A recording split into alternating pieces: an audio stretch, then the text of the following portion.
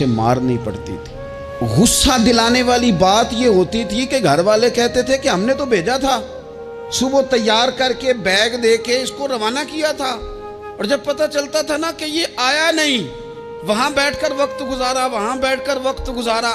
اب یہ وہ مسئلہ تھا کہ استاد اس پر یوں ہوتا تھا کہ جس طرح وہ پورے جلال میں آ گئے۔ اس بات نے انہیں اتنا غصہ دلا، وہ تو بیٹھا رہا، جان بوجھ کے نہیں آیا۔ اس کو شدید مار پڑتی تھی۔ جب ہم بڑے ہوئے، کتاب و سنت کو دیکھا تو کچھ چیزیں عجیب سی سمجھ میں آئیں۔ سیاستہ میں حدیث موجود ہے کہ صحابہ کرام علیہم رضوان فرماتے ہیں کہ ایک جنگ کا موقع تھا تو وہ رستے بڑے سخت تھے، دشوار گزار گھاٹیاں تھیں، بڑی مشکل سے ہم نے وہ راہیں طے کی۔ ہمیں لگا کہ اس جہاد پر ہمیں بہت اجر ملے گا، اور پھر ہمارے دلوں میں یہ بھی خیال آتا تھا کہ فلاں فلاں فلاں فلاں تو صحابی آئے نہیں، وہ تو گھر میں رہے۔ اللہ کے محبوب صلی اللہ تعالیٰ علیہ وسلم نے ہمارے ان خیالات کو بھانپا اور کریم فرمانے لگے تمہیں اس جہاد پر بڑا اجر ملے گا، لیکن یاد رکھنا تمہارے کچھ بھائی ہیں جو گھروں میں بیٹھے ہیں، مجبوریوں نے، آزمائشوں نے، پریشانیوں نے، عذر نے انہیں آنے نہیں دیا۔ جتنا تمہیں صبر کر کے، مشقت جھیل کے، سفر کر کے جہاد کا ثواب ملے گا، اتنا ہی انہیں گھر بیٹھے بیٹھے بھی ثواب ملے گا۔ آئے نہیں، یہ کس بندے کا معاملہ ہے جو عذر والا ہے؟ اور اگر کسی کے اجتہاد میں غفلت ہو گئی، حضرت کعب بن مالک رضی اللہ تعالیٰ، یہ بھی صحیح بخاری میں، کل چلا جاؤں گا، حضور تو جہاد پہ چلے گئے لیکن اجتہاد میں غفلت ہو گئی، کل چلا جاؤں گا، پرسوں جاؤں گا، ترسوں، فرماتے میں جا ہی نہیں سکا، حضور واپس آ گئے۔ جن منافقوں نے جھوٹ بولے جا کے کہ یہ مسئلہ ہو گیا تھا، یہ مسئلہ ہو گیا تھا، ان کو تو مل گئی معافی، لیکن میں چونکہ مخلصین میں سے تھا خدا کے فضل سے، اور ہو گئی تھی غفلت، 50 دن نبی کریم مجھ سے ناراض رہے۔ 50 دن اللہ کے لیے کہ تو رب کے رستے میں جہاد کرنے نہیں آیا، 50 دن حضور ناراض رہے۔ فرماتے تھے مدینے کی گلیاں میری تھیں، سب میرے اپنے تھے، پر کریم جو ناراض تھے تو کوئی پھر سلام بھی نہیں لیتا تھا۔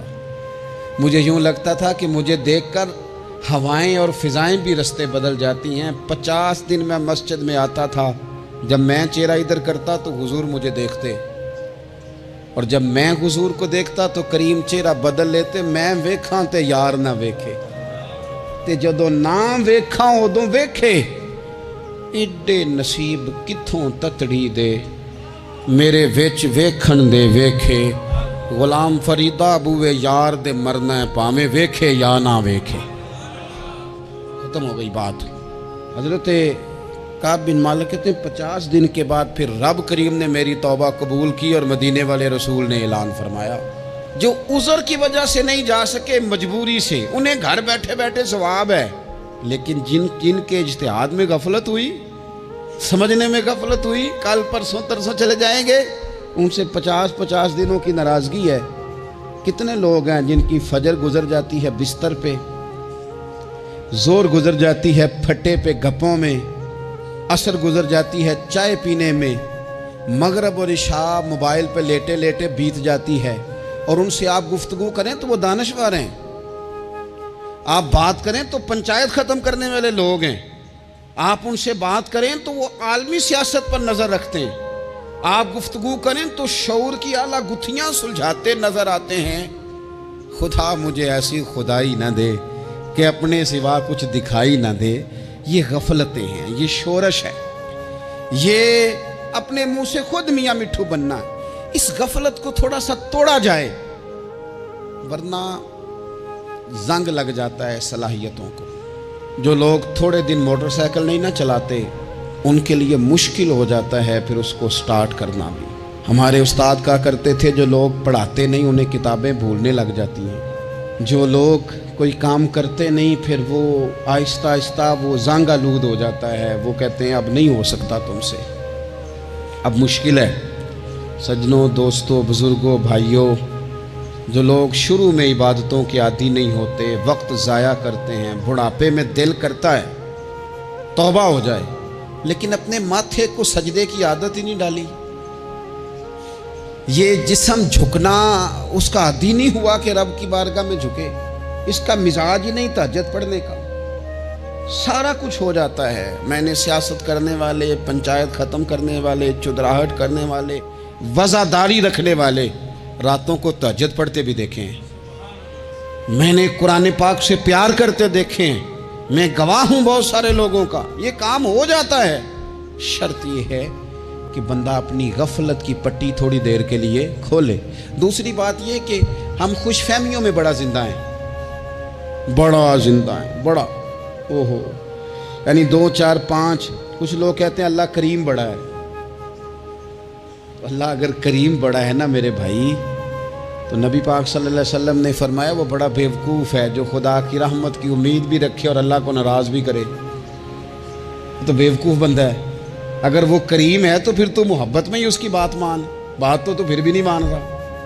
کچھ لوگ کہتے ہیں نبی پاک صلی اللہ تعالیٰ علیہ وآلہ وسلم شفاعت کریں گے، بھئی ہمارا تو سہارا ہی اس بات پہ ہے، حضور سفارش کریں گے، پر نبی پاک نے درجنوں جگہوں کہا ہے جو میرے طریقے پہ نہ چلے فلیس منا، مجھ سے نہیں۔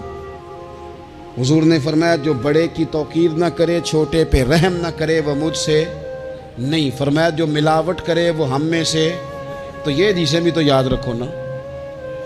شفاعت کی بات انکار نہیں، حضور گناہگاروں کی ہی کریں گے، لیکن یہ حضور نے جو ہمیں اسباق پڑھائے یہ کس لیے پڑھائے؟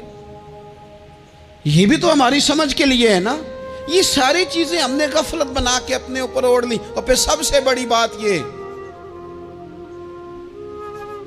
جو لوگ جنت کے وارث اور مالک ہیں نا، کریم محبوب نے فرمایا یہ جو میری بیٹی فاطمہ ہے جنتی عورتوں کی سردار ہے، تو یہ تو جنت کی مالکہ اور وارثہ ہیں، وہ تو ساری رات ہی نماز پڑھتی تھی، تو سارا دن عبادت کرتی تھی، پاک سب سے زیادہ تو ان کو تھا، تو یہ تو 1 منٹ کے لیے مصلی سے جدا نہیں ہوئے۔ اور جنہوں نے صرف امید لگائی ہے، کوئی ان کے پاس ڈگری نہیں، وہ بن کے بیٹھ گئے ہیں، وہ کہتے ہیں جناب جنت، مطلب ہم جسے کہیں گے معاذ اللہ وہ جائے گا، دوسرے کو جانے دیتے ہیں۔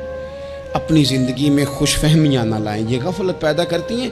غفلت بڑی خطرناک چیز کا نام ہے، جب بندہ غافل ہو جاتا ہے۔ میں آپ سے ایک بات عرض کروں، حضرت عبداللہ ابن مسعود فرماتے ہیں کہ مومن رائی کے دانے کے برابر غلطی ہو جائے تو اسے لگتا ہے میرے سر پہ پہاڑ کھڑا ہے، اور فرمایا جو منافق ہوتا ہے نا، وہ پہاڑ کے برابر گناہ کر کے کہتا ہے بات ہی کوئی نہیں، فلانا بھی کرتا ہے، یہ بھی کرتا ہے، ساری دنیا کر رہی ہے۔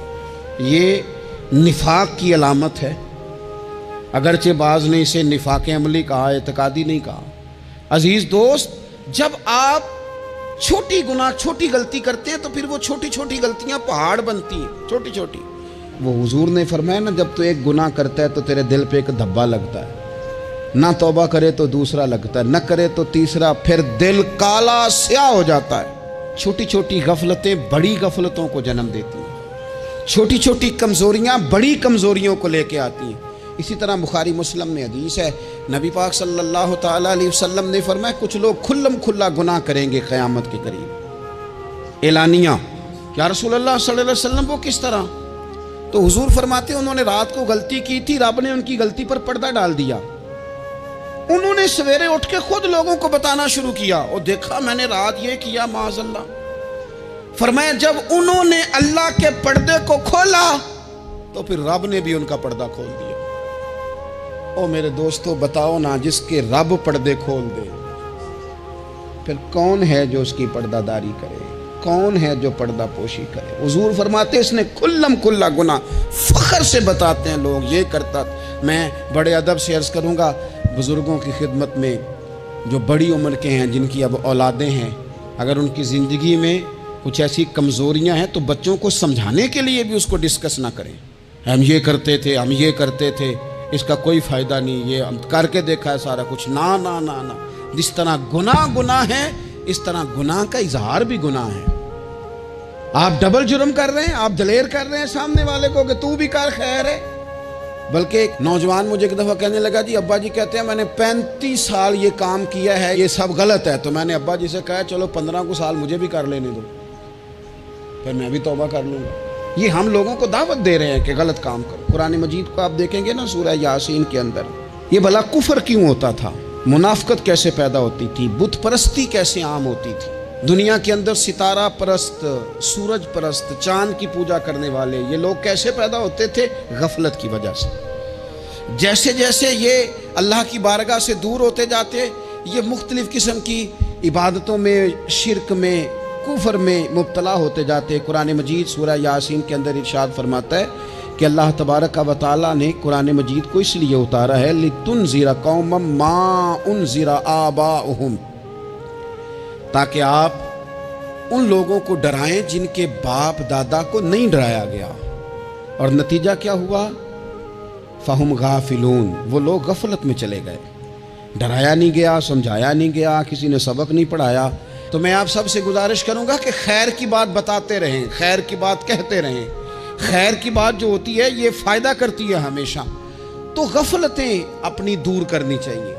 دوسرا یہ ہوتا ہے، ایک تو انسان جب وہ دور ہو جاتا ہے چھوٹے چھوٹے گناہ کر کے تو غفلت آتی ہے۔ دوسرا قرآن پاک نے ایک اور مقام پر اس کا ذکر فرمایا ہے، وہ اس طرح فرمایا ہے کہ جو انسان کی پیاری چیزیں ہیں نا بعض اوقات، جن سے وہ لگاؤ پیدا کر لیتا ہے، جن سے محبت اس کی بڑھ جاتی ہے، وہ چیزیں بھی غفلت پیدا کرتی ہیں۔ ان میں دو چیزوں کا تو قرآن پاک نے نام لے کے ذکر کیا ہے۔ ویسے وہ ڈھیر ساری چیزیں ہیں، ایک دو تین نہیں۔ سیاست بھی بندے کو غافل کرتی ہے، دوستوں کی کثرت بھی بندے کو غافل کرتی ہے، کھیل تماشا بھی غافل کرتا ہے، پیسے زیادہ آنے لگ جائیں تو وہ بھی بندے کو غافل کرتے ہیں، تعریف کرنے والے زیادہ ہو جائیں تو وہ بھی غفلت میں مبتلا کر دیتے ہیں۔ بندہ کسی کرسی پہ بیٹھ جائے تو پھر بھی ادھر ادھر دیکھنے کو تیار نہیں ہوتا۔ یہ ساری چیزیں غافل کرتی ہیں، لیکن دو چیزوں کا نام لیا قرآن پاک نے، فرمایا یا ایھا الذین آمنوا لا تلھکم اموالکم ولا اولادکم عن ذکر اللہ۔ فرمایا اے ایمان والو، کہیں ایسا نہ ہو کہ تمہاری اولاد اور تمہارا مال تمہیں اللہ کی یاد سے غافل کر دے۔ مال اور اولاد، بیوی کو، اولاد کو ایک مقام پہ قرآن پاک نے دشمن بھی کہا ہے۔ کب؟ جب یہ تمہیں کہیں کہ حرام کما کے لاؤ، جب یہ تمہیں کہیں کہ ہمیں جس طرح کا مرضی مال دو، جب یہ تمہیں کہیں ناجائز کرو، یہ دشمنی کر رہے ہیں تمہارے ساتھ۔ یہ مال اور اولاد یہ بندے کو غافل کر دیتے ہیں۔ کاروبار کرنا، مال کمانا، بچے پالنا، یہ ایک جزء ہے زندگی کا، یہ کل زندگی نہیں۔